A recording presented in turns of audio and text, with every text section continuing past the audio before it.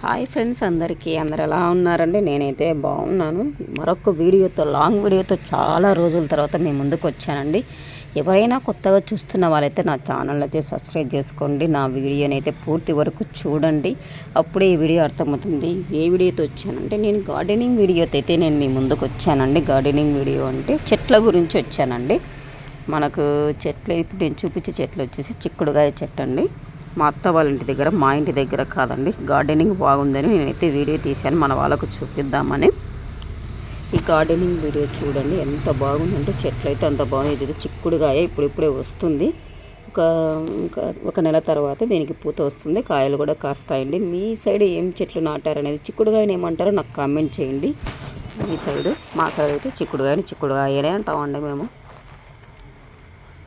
తర్వాత వచ్చేసి ఇక్కడ నీళ్ళు కాసుకోవడానికి పొయ్యి మీద నీళ్ళు కాస్తారండి. ఇక్కడ పొయ్యి మీద చిన్నపిల్లలకు నీళ్ళు పోయాలి కదండి, మనం మీటర్ పెట్టకూడదు కదా కరెంటుది.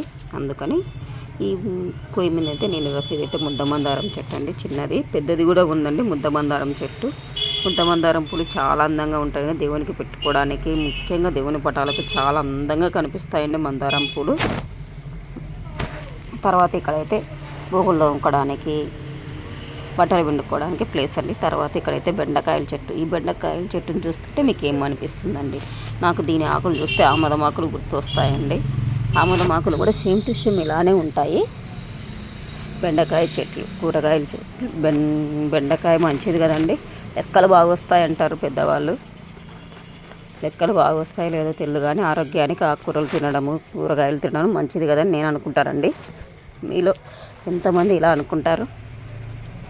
తర్వాత ఇక్కడ వచ్చేసి మామిడికాయ చెట్లు అనేది, ఈ మామిడికాయ చెట్లు అనేది తీసుకురాలేదండి వీళ్ళు. మా ఎండల కాలంలో మనం మామిడిపళ్ళు తింటాం కదా, ఆ ఎత్తులు వేసినప్పుడు ఆటోమేటిక్గా అది అనేది మొలిచిందంట అండి, అందుకు వేశారు. తర్వాత నిమ్మకాయ చెట్టు అండి, ఇది నిమ్మకాయల చెట్టు చూడండి. టోటల్ వ్యూ ఇలా ఉంది. ఇండ్లు కూడా చాలా పెద్దగా ఉంటుందండి, పాతకాలం ఇండ్లు. ఇది కూడా ఇప్పుడు ఇండ్లే బాగుంటాయి కదండి, పాతకాలం ఇండ్లు. ఇప్పుడు ఉన్న ఇండ్లు బాగా కట్టుకున్నా కూడా అంత పీస్ఫుల్గా ఉండవని నేను అనుకుంటున్నాను. తర్వాత వచ్చేసి కొమ్మ కనకాంబరం చెట్లు. కొమ్మ కనకాంబరం చెట్లు అయితే చాలా ఉన్నాయండి. ఒక్కొక్క చెట్టుకు మనం ఒక తులం పూల దాకా వస్తాయండి. ఈ నుంచి పూలు కూడా పంపిస్తారు మా అత్తగారు మాకు. తర్వాత వచ్చేసి కొమ్మ కనకాంబరాలు చూడండి ఎలా ఉండవు. తర్వాత జామ చెట్టు అండి. ఇక్కడే కరివేపాకు చెట్టు కూడా ఉందండి. దీంట్లోనే ఫస్ట్ చూపించాను కదా కరివేపాకు చెట్టు. మీ సైడ్, మీ ఇంట్లో ఏమేమి చెట్లు నాటుకున్నారో నాకు కామెంట్ చేయండి. చెట్లు ప్రతి ఒక్కరూ నాటుకోవాలన్నది నా ఒపీనియన్ అండి. నా ఒపీనియన్కు ఎంతమంది లైక్ ఇస్తారో ఇవ్వండి. చెట్లు నాటుకోవడం వల్ల మంచి ఆక్సిజన్ అనేది మనకు విడుదలవుతుందని నేను అనుకుంటాను. మంచి గాలి వస్తుంది, ఆరోగ్యంగా ఉంటాము. ఇప్పుడు చాలామంది చెట్లను నరుకుతున్నారండి. దయచేసి ఎవరన్నా చెట్లను, ఆ ప్లేస్ను కొద్దిగా స్కిప్ చేసి నాటుకోండి. తర్వాత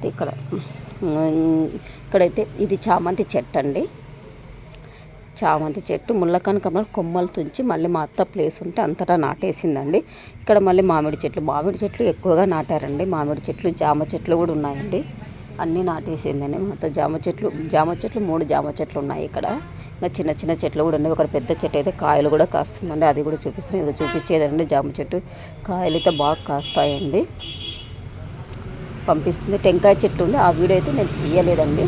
అది షార్ట్ వీడియోలో అయితే నేను పెడతానండి. టెంకాయ చెట్టు ఇప్పుడు కాయలు కూడా కాస్తున్నాయి. అది కాక టెంకాయ చెట్లకు అది కూడా పెడతాను, షార్ట్ వీడియోలు అయితే పెడతాను. దాన్ని ఆ వీడియో అయితే మిస్ అయ్యింది, నేను సపరేట్ ఆ వీడియో అయితే తీసి పెడతాను. ఇదైతే జామ చెట్లు అండి. జామ చెట్టుకు కాయలు అయితే బాగా కాస్తున్నాయి. మాకు ఇంటికి కూడా వచ్చాను, చాలా తీయగా ఉన్నాయి జామ చెట్లు. మీ సైడ్ ఎటువంటి చెట్లు వేస్తారు అనేది నాకు కామెంట్ చేయండి.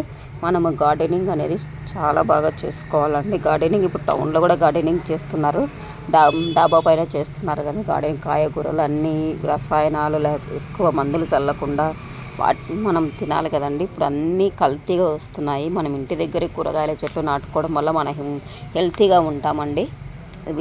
వీలు ఉన్నవాళ్ళు ఖచ్చితంగా నాటుకోండి, ప్లేస్ ఉన్నవాళ్ళు. ఇది కూడా మామిడి చెట్టు అండి. మామిడి చెట్లు ఉన్నాయి. బొండు మల్లె చెట్టు అండి. గుండు మల్లెల చెట్టు అని ఒకటి ఉందండి, అది మిస్ అయినట్టుంది. ఇది కలబంద చెట్టు అండి. కలబంద చెట్టు కూడా మనకు ఇంటికి వాస్తు దోషాలు తొలగిస్తుందండి కలబంద చెట్టు. ఇది సీతాఫలం చెట్టు అండి. ఇక్కడ కూడా ముళ్ళ కొమ్మ కనకాంబరం చెట్టు ఉందండి. ఇక్కడ వచ్చేసి ఒకటి జామ చెట్టు, 2 జామ చెట్లు, మధ్యలో వచ్చేసి ఇక్కడ మామిడి చెట్టు అండి. అటుపక్క ఇటుపక్క జామ చెట్లు, ఇక్కడ కూడా మామిడి చెట్లు అండి. ఇంత ముళ్ళ కనకాంబరం చెట్టు ఉన్న వాటిలోనే వీళ్ళు ఎక్కువ పూల చెట్లకు ఎక్కువ ప్రిఫరెన్స్ ఇచ్చారండి.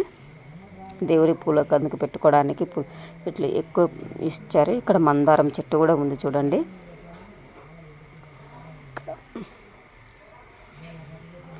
ముద్ద మందారం చెట్టు అండి. ఇక్కడ సేమ్ ఉన్నట్టే పెద్ద చెట్టు అంటే పూలు కాస్తున్నాయి. అందరూ ఇప్పుడు కార్తీక మాసం కదండి, పూలు అయితే తీసుకొని పోతున్నారు. పూలు దండిగా పూస్తాయండి. తర్వాత ఇక్కడ బొప్పాయి చెట్టు కూడా ఉన్నదండి. బొప్పాయి చెట్టు, బొప్పాయి కాయలు కూడా కాస్తున్నాయి.